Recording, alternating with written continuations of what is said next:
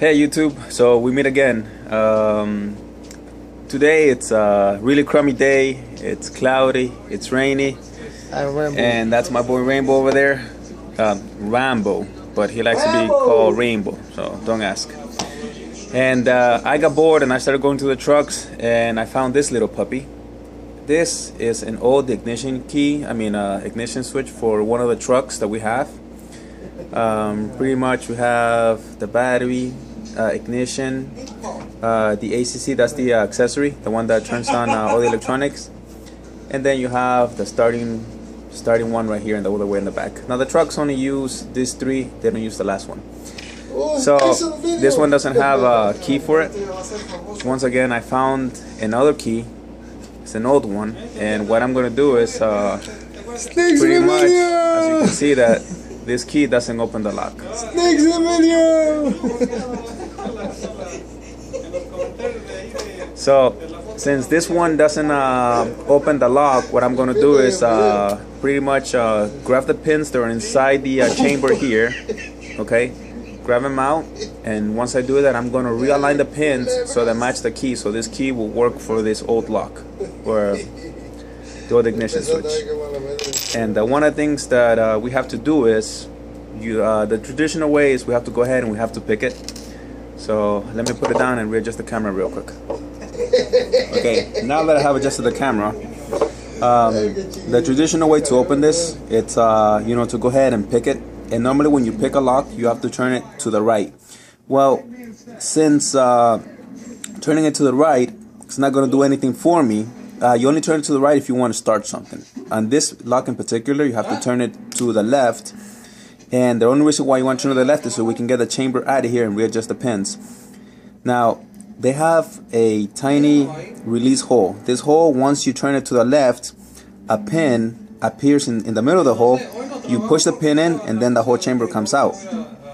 Now, what I'm going to do is, since, obviously, my key doesn't work, and I don't want to pick it because I'm just going to pull it out anyway. If you grab one of your tools, the ones that you use to pick the locks, and you customize it just a little bit, what you do is you grab the edge and you turn the edge. What you can do is find where the hole is, kind of push it in there, wiggle it around for a little bit. You got to feel for the pin, and you got to release the chamber. Once you do that, you don't have to pick the lock, and you can just kind of pretty much pull the chamber out. As you can see here, the release pin is right about here. When you turn it to the left, it goes to the hole. Once you release it, everything comes out. You got to be careful with the pins that way, because the pins will go flying out once you move them. So you got to kind of put your finger there, and here it is. This is exactly what it looks like. It's the release pin right there. I use this tool to push this in, and the whole thing comes out. Now, this is the key that I want to use, and as you can see, when I put it in the lock, the pins are sticking out, which means that this key will definitely not work. So one of the things that I'm going to do is take the key out, and now I'm going to put the key in and find out which pins I need to move or I need to adjust so the key will work properly. Okay, I see that the bottom pin and the upper pin are both sticking out, which means they don't work with the key. So basically what I'm going to do is pretty much grab the first pin. All you got to do is just kind of pull it out, and it comes right out. You got to be careful because these pins also have little springs, and if you lose the spring, then you kind of pretty much mess up the whole locking mechanism. So okay, once you pull the first two out, I'm going to go ahead and switch places. Bear with me here, it's a little difficult to do.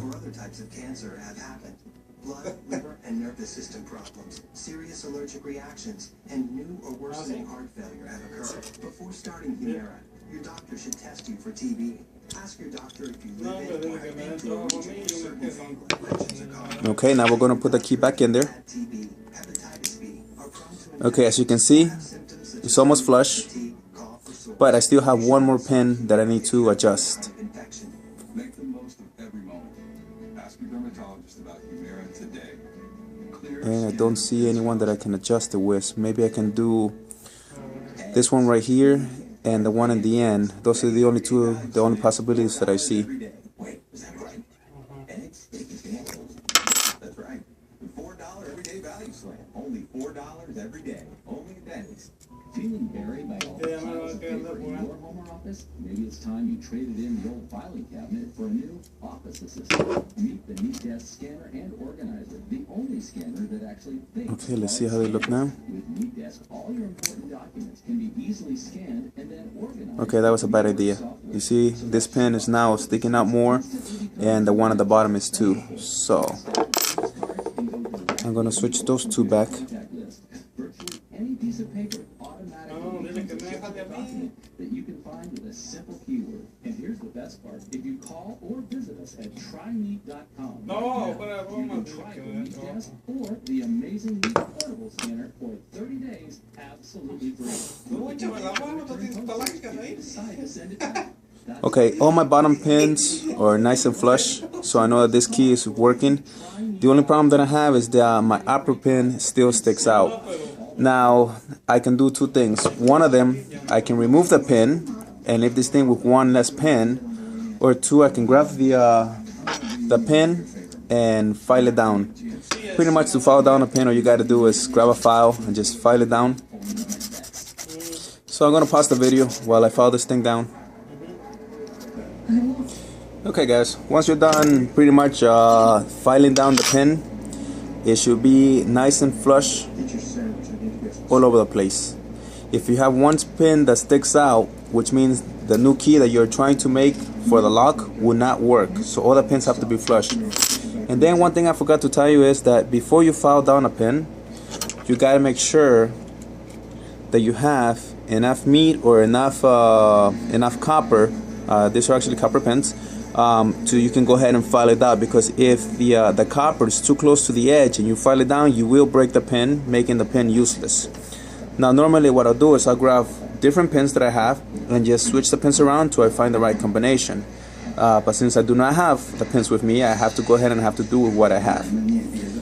And pretty much to put the chamber back in the ignition, or the ignition switch, all I gotta do is put the new key, put it in.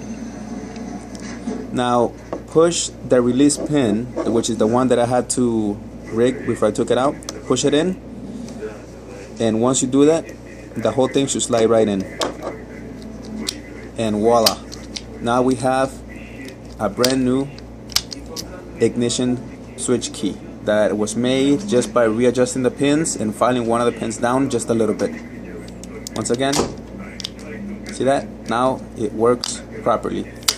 And you remember the thing I told you about earlier about the release pin? Normally the way that it does, it's when you pick the lock, you turn it to your right. Well, when you pick one of these things, you turn it to the left, and then the release pin is right there. There you go, you kind of see it just a little bit. The little head you see right there, that's what it is. And as soon as you push it in, it releases the let me see, make sure I get it in correctly. As soon as you push it in, it releases the chamber. See that?